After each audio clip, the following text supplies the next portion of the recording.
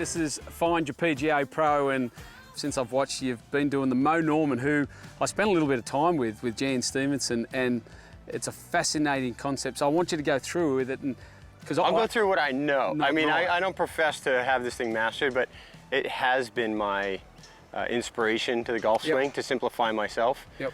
I like people who think out of the box, Yep. whether it's a surfboard shaper or somebody who's, you know, the way they surf or skate or whatever.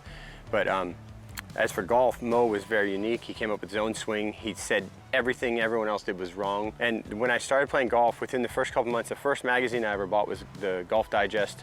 It did like a 30-page article on Mo. Oh, right. And it had these fold-outs of all his swings so you could see, because you didn't have video, you didn't have YouTube and all that stuff back then, and you couldn't just readily access a VHS tape. Yep. I felt like I was on that wavelength of understanding the way he saw things work. And he was talking about the simplicity of it, and everyone talks about how great he hits it. And I ask all these pros around the world and people who were in golf stories about Mo. Oh, yeah. And one in particular was he was playing around New Smyrna somewhere, where he played in the wintertime, you know, he stayed in Titusville, and he's playing with a Canadian pro. And he goes, how far is the hole? He goes, I don't know, Mo, it's a driver 9. So Mo hits 9-iron driver. That's to it. 3 feet. Yeah. And that's a story, you know, that's one of these Yeah. stories you go, is that a mythological, like, made-up thing? I'm playing with this Canadian pro, and I go, did you ever play with Mo? He goes, oh yeah, and I go, I heard the story about it. He goes, that's me. He goes, I was playing, he goes, I told him, driver 9. He goes, sure enough, he hits 9 off the tee, hits driver to 3 feet, makes the putt. That is absolutely true story.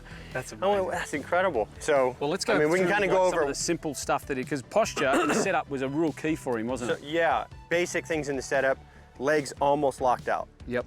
So no knee bend in here. Not much, yeah, you're not down here, you're not, Right. you're not wiggling around with the knees. So all the bend is from the hips, Yeah, not from the bends knees. from the hips, so Yep. it's like straight, straight, Yep. straight. And the real straight lines are the front arm, so from your shoulder to the club head, you don't have any of this. Like with the traditional conventional swing, you're already released. Yeah, yeah. So you've got it cuppage in your left wrist already. And if your hands are hanging below your shoulders, you have this angle here that when you come back through impact, you gotta hold that angle. Yep. Or you gotta lift your spine to match it. Right. And if you lift your spine, the face goes right.